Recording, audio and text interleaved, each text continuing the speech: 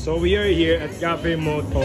Mahilig tayo sa vintage, alam nyo naman yan, maski sa kotse. Yung may-ari ng Cafe Moto. And your name, sir, is? Mai Picasso. Boss, to explain the BMW na motorcycle. Nahanap namin dito sa Puerto, basket case, ni-restore namin. It's a 1965 BMW R60.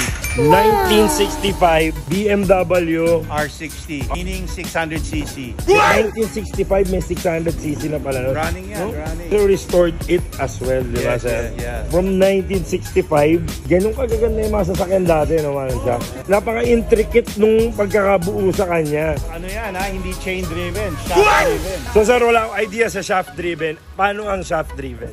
Walang kadena, parang propeller.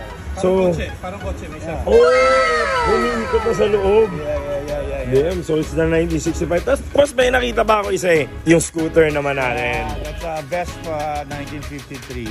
Paro baso means low light, kaya yung ilaw na sa baba. Nandun sa fender. Yeah. So running din, tapos putis na sabi mo kanina. Yeah. So sir, invite mo naman sila dito sa Cafe Moto natin. Guys, mapadpad kayo sa Palawan, Puerto Princesa, stop by here. 100% Cafe Moto Hostel. May accommodation kami, we are hostel. Ang per night natin sir is how much? 500 to 700 per bed. Per bed. Yeah. Takay dito, lalo na pag nasa Palawan kayo.